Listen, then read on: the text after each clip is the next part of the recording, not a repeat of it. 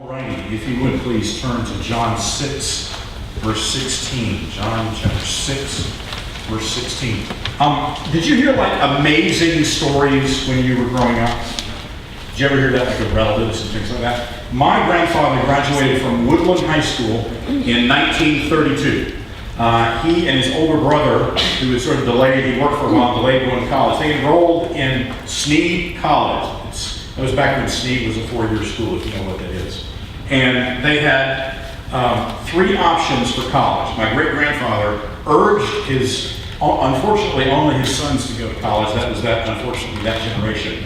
But he urged them to go to college, but he limited them to their choices. And that was Sneed, Jacksonville State, and Auburn. Why? Because he absolutely forbade them to go to the University of Alabama. That's another sermon, okay? Now, my great-grandfather was a 6'3", 215-pound sawmiller and farmer from central Randolph County, Alabama. So when you were banned, it didn't matter if you were 18 or 19 or 20. You were banned forever, okay? And anyway, okay, so my grandfather and his brother, they go to Sneed, and all the clothes they have between them are 3 shirts, 3 pairs of pants, and 1 pair of shoes each, and an assortment of underwear and things like that. And they rotated the shirts and the pants, and they hand washed and air dried things at night. And my grandfather played football for Sneed College, which is cool because I can always say my grandfather played college football. And my great Uncle Joe played basketball for Sneed, which is cool because I can say my Uncle Joe played college basketball. They would hitchhike when they wanted to go home because they couldn't afford a car. And they majored in education. They graduated in 1936. They started teaching, they got married, and they started families, and then World War II happened. My Uncle Joe has his own story of Rambo-type heroism, but that could also be another sermon. I think I may have already told that. But on April 19th, 1945, almost as the war was ending, my grandfather's group was in southern Germany. They were being shelled by the German National Socialist soldiers defending a hilltop north of Blaufelden, Germany. Many in the group were killed, and my grandfather was actually hit in the leg by a piece of shrapnel. The issue, though, was the shrapnel was 6 inches long, at least. It was 1 inch wide, at least, and it was razor thin. So somehow it went through his right thigh without cutting any major artery or vein, and it didn't even cut the bone. If it had cut the bone, he would not have been able to crawl or walk to escape. If it had cut a major blood vessel, he would have bled to death. He was able to hide in a deep furrow on the edge of a plowed field until he was able to crawl and then eventually limp back to base under cover of night. So growing up, I was fed a diet of stories like this. And I believed them because they were true. A lot like the amazing story that we're going to hear right now in John 6:16 and following. When evening came, his disciples went down to the lake, where they got into a boat and set off across the lake for Capernaum. Now it was dark, and Jesus had not yet joined them. A strong wind was blowing, and the waters grew rough. When they had rowed about 3 or 4 miles, they saw Jesus approaching the boat, walking on the water, and they were frightened. But Jesus said to them, "It is I. Don't be afraid." And then they were willing to take him into the boat. And immediately, the boat reached the shore where they were heading. This is the word of God for the people of God, and all God's people stand. What happened right there was a miracle.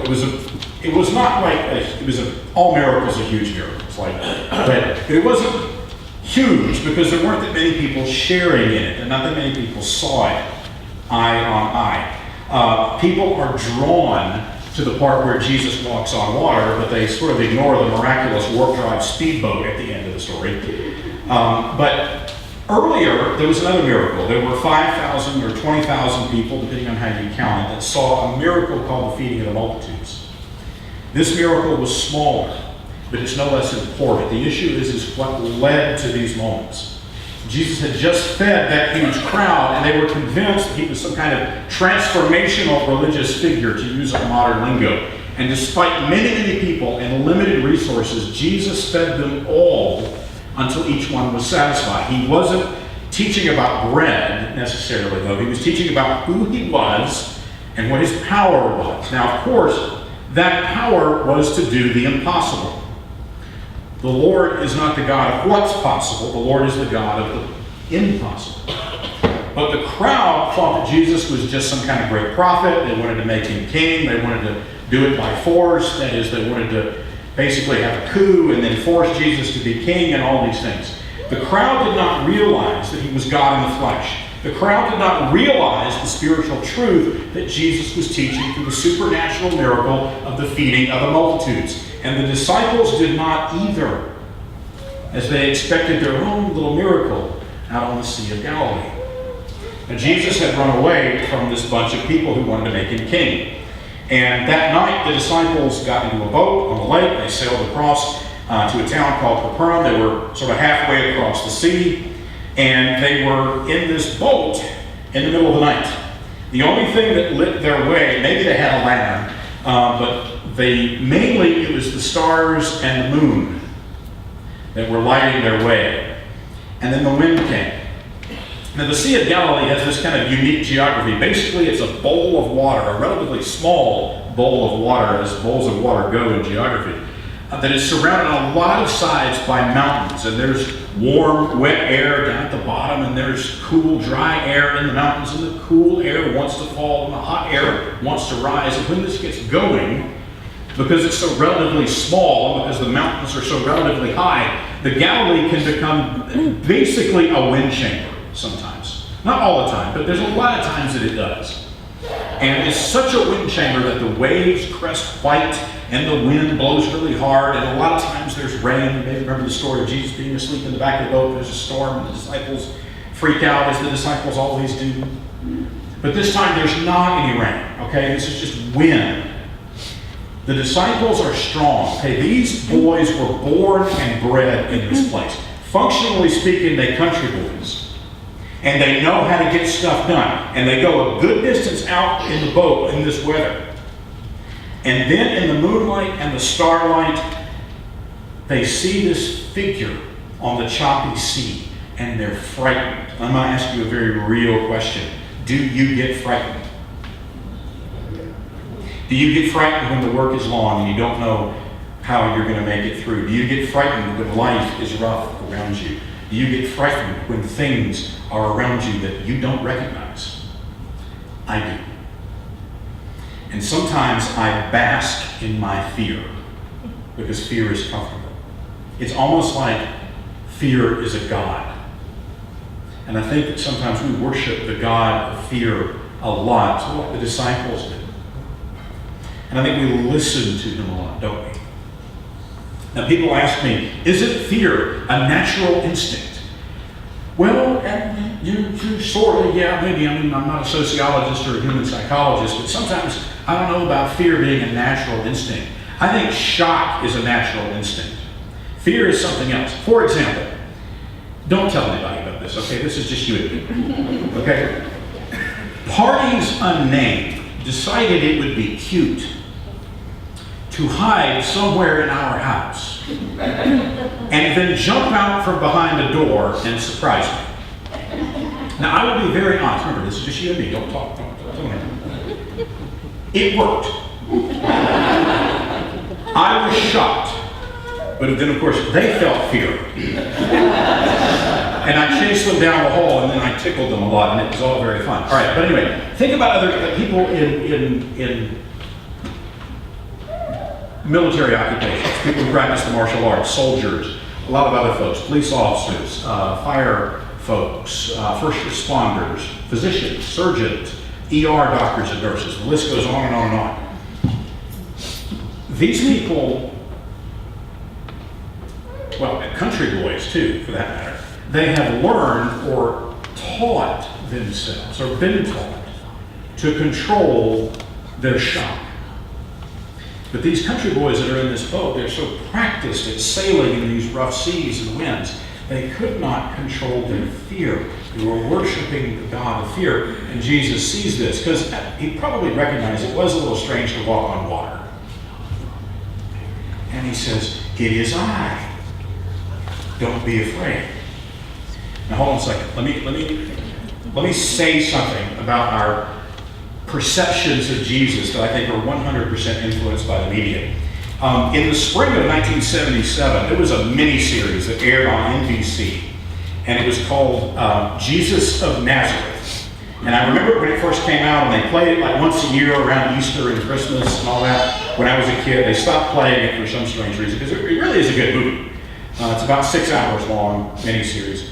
The guy who played Jesus in that movie is a man named Robert Powell. And when they were shooting the movie, Robert Powell was not allowed to blink during the scenes when they were filming. And the director, Franco Zeffirelli, if he saw Powell blink, then they would have to reshoot the whole shot. And the makeup department also gave Powell blue eyeliner around his eyes. And this lack of blinking and the eyeliner and the lighting and some other things gave Powell this otherworldly appearance as he portrayed Jesus. And Powell also lost a great deal of weight for the role, particularly during the crucifixion. I think he ate nothing but bread or cheese or something for 12 days. And he spoke very formally in the film, all right? And this image of Jesus in this movie deeply affected pretty much everybody who saw it in 1977 to 1988 coming of age sort of times. Really influenced our perceptions of Jesus. To some, to use modern language, it sort of portrayed Jesus as strange, as formal, and also as a physically weak person. The problem with that is he was raised to be a carpenter. Carpenters bench press 8x8 timbers, okay? And when we read the Bible and Jesus speaking today in the scripture, we might be tempted to hear it sort of like this. "It is I. Be not afraid." And then he trembles like somebody who's in desperate need of a triple cheeseburger. Okay? This is not how it was. Okay? And maybe this is because I'm a guy and I need a savior with a little more meat on his bones, a little less formality or something like that. But I really doubt that this is the tone that Jesus is using when he says, "It is I, be not afraid." The media can kind of mess with our minds because that is the vision of one director. So I invite you, when you read the Bible, you got to read it over and over again. And you got to determine not just the teaching when you're reading it over again, but what was the tone of what was being said. In modern English, do we ever say, "It is I"? Do we ever do that? Yes, when we're being weird and when we are being magnanimous. Okay? What do we say? "It's me!" Okay? Now, in Greek and Aramaic, some modern languages literally translated, you can say "it is I." Spanish and Portuguese are just two of those. But look, in English, it's better to say, "It's me." And I would add to that, it's probably better to say, "It's me, don't be scared." Now, what makes you calmer? "It is I." Or, "It's me, don't be scared." What makes you calmer when you hear that? When you hear a familiar voice. He calmed them with that. Because they knew Jesus. The sheep know the voice, the whole 9 yards. There's no reason to fear the wind. There's no reason to fear the sea. There's no reason to fear drowning because they know Jesus. The question is do you? Or do you just know about him? Because that's kind of a thing. A lot of people know about him, but they don't know him. And if you don't know him, and you just know about him, how are you going to recognize him when he's doing what he's doing when life gets rough? Otherwise, you're just going to see this dude out there in the spray, and you go, "Oh!" If you don't know him, you'll be worshiping and listening to the God of fear more than Jesus, who I would submit to you today is the God of calm, who touches you on the arm and says his word, "It's me, don't be scared." I think about being scared. I think about that piece of shrapnel that went through my grandfather's thighs. He ran for cover on that Thursday afternoon. I think he said it was an afternoon. And I think, maybe he fell down. He died when I didn't die, sorry. I died and I rose again. My name is Trav. No. He died when I was 9 months old, so all the stories are secondhand. But Did he fall down when he was hit, or did adrenaline just keep him running? When he sat in the furrow, did he just sort of fall in the furrow, or did he have to claw for it? Did he realize how bad he was hit? Or was it later when he realized just how bad it could have been? And they were near this town, of course, called Blaufelden. Blaufelden in German means blue fields, which I guess is the Nazi equivalent of bluegrass. But it probably didn't look like that to him.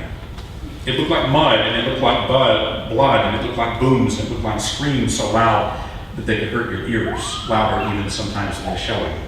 And every person who is in that situation has every reason to worship the God of fear. Now, in the years later that followed, he was known as a man of action. Yes, he did survive. He was principal of Waterloo High School. He was mayor of that town. He worked hard to excel at the police of Alabama as a public or then a private retreat. He came close, as one person said, towards the end of his life, to selling Waterloo to the world, which, yes, that was almost possible if you know where Waterloo is. But in those terrible hours that he had to lay there in that furrow, he did the wisest possible thing. This man of action waited. He was calm. And he waited for the safety of night. Was it a risk to sit there? Yes. But by his own admission. You know, he said he wasn't much of a Christian until later in life, but in that moment, the God of calm was with him. I can't promise you a life without storms if you know Jesus. What he promises is that he is with you. Don't be scared. When the disciples' feet were back on dry land, they were no longer frightened. They had just taken a ride in a warp drive speedboat, but they were no longer frightened. And Jesus was with them. That was why they were no longer frightened. And we can trust him too. We don't have to worship the God of fear. We worship the God of calm. He will be with us as we go through the storms of life, whether we're in the storm of poverty or the strong wind of prosperity. Because I don't know if you know this or not, prosperity can blow us off course. When we get off course, we start worshiping the God of wealth. When we get off course in that way, we start worshiping the God of wealth. That's another sermon. Jesus will be with us when we lack food, but he will also be with us when we have too much food. And when I look in the mirror, I think, you know, I worship that God a little too much. What about you? Jesus will be with us when we have trouble with our health, and he will be with us when our health is perfect. Perhaps we need him more when our health is perfect, lest we worship the God of pride and taking health for granted. Jesus is with us when all kinds of calamity surrounds us, even war and shells and shrapnel. And I cannot promise you a life without storms if you know Jesus. What he promises you is that he will be with you. So, hey, it's him. Be not afraid. Or it's him. Don't be scared. And scared and tired and blind in the dark and the wind and the spray in your face, you see a ghostly figure and then a voice that says, it's me, don't be scared. It's an amazing story. It just happens to be true. And that is when we worship the God of calm. So look, let us not worship the God of fear. Let us worship the God of calm. If you want to live a new life and go to heaven in the end, hear this word. Let him in your boat and worship him. Christ Jesus came into the world to save sinners, of which I am the worst. I'm not just quoting there. One great way to let him in is to receive communion. Communion is regarded as a transforming ordinance. That's a technical name for it can change your life because God is here. And as you come forward today for Holy Communion, listen to his voice. Let him in the boat. You may not feel worthy. That is not what this is about. That is not what this meal is about. Nobody's worthy. It's not how you're not worthy, but how worthy he is, my friends. Let's turn to page 13 of the Methodist hymnal. And let's join together in the great thanksgiving.